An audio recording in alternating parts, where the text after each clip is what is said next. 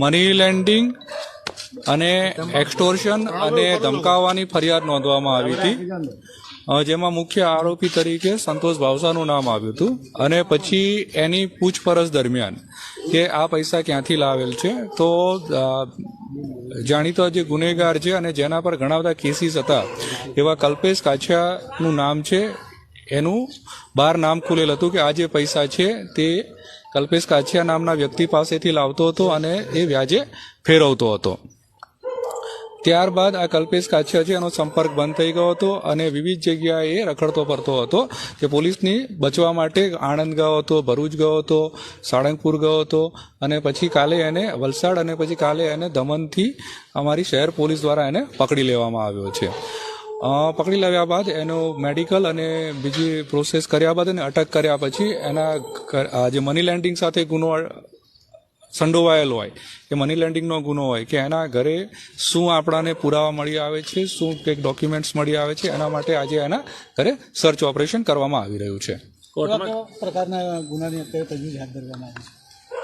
એની પાસે જે ગુનો નોંધાયેલો છે મની લેન્ડિંગ એક્ટની 40 અને 42, એ સિવાય BNS 308 અને 351 મુજબ એના પર ગુના નોંધાયેલા છે. સામાન્ય નાગરિક જે આ લુખ્ખા તત્વોથી ડરતા હોય છે તેમને શું કહેવા માંગશો?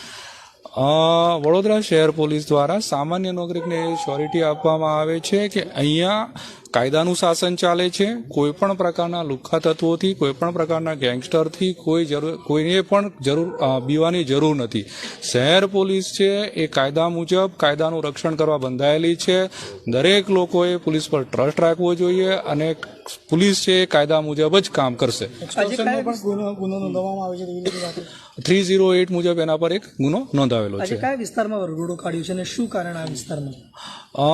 સર્ચ ઓપરેશન માટે એને અહીંયા લાવવામાં લાવવામાં આવેલ હતો અને કદાચ ગાડી ડિફેક્ટ થઈ જતા એને ત્યાંથી અહીંયા સુધી ચાલતો લાવવામાં આવેલ છે. મુખ્ય તો ગુનો નવાપુરા પોલીસ સ્ટેશન ખાતે નોંધાયો છે. ઘરે લઈ આવવાનું ઘરે એને સર્ચ માટે લાવેલ છે કે આ જે મની લેન્ડિંગનો ગુનો છે, મની લેન્ડિંગનો ગુનો હોય એટલે પૈસા ક્યાંથી લાવેલ છે, અથવા તો એણે કોઈકની પાસે પૈસા આપ્યા હોય ને પૈસા ના આપતો હોય તો કોઈકની જમીન લખાવી લીધી હોય, કોઈક બીજું લઈ લીધું હોય તો એ વસ્તુ ઘણી બધી મળી શકે એમ છે.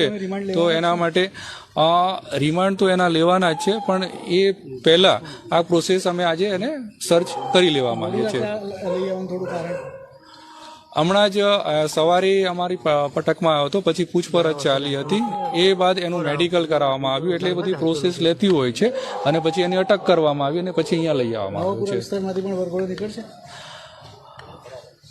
આમાં સર્ચ માટે એને અહીંયા માટે લાવવામાં આવેલ છે. એપ્લિકેશન આવી છે એની વિરુદ્ધ.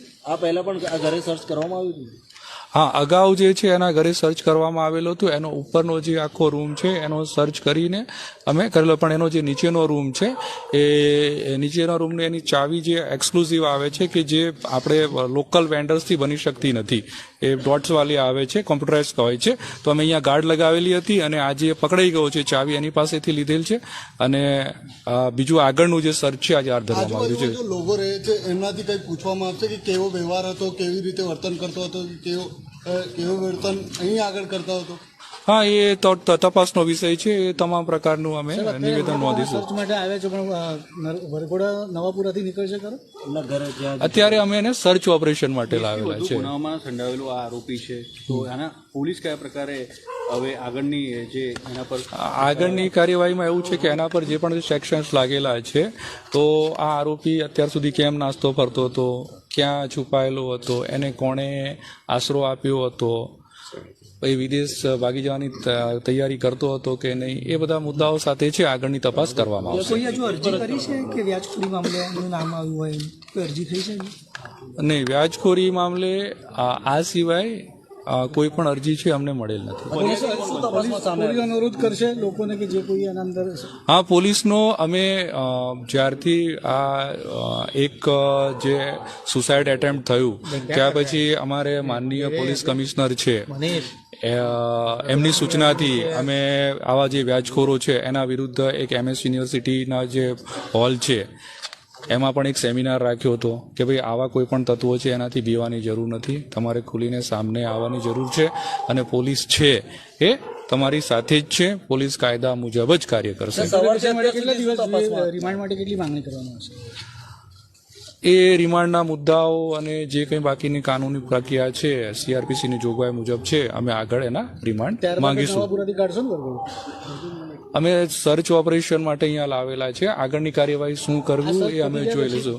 બસ આ સર્ચ પતી ગયા પછી એને આગળ છે રિમાન્ડ માટે છે, અમે કોર્ટમાં ઇન્ટ્રોગેશન માટે. પછી ઇન્ટરોગેશન કરશો એટલે. હા, સર, સવારથી અત્યાર સુધી શું તપાસમાં સામે આવ્યું? સવારથી અત્યાર સુધી તપાસમાં એ આવ્યું છે કે અમે એની તપાસ લાવ્યા પછી એ કઈ કઈ જગ્યાએ હતો, ક્યાં ગયો હતો અને આ જે પૈસા એના છે કે નહીં એ બધી પૂછપરછ ચાલી હતી.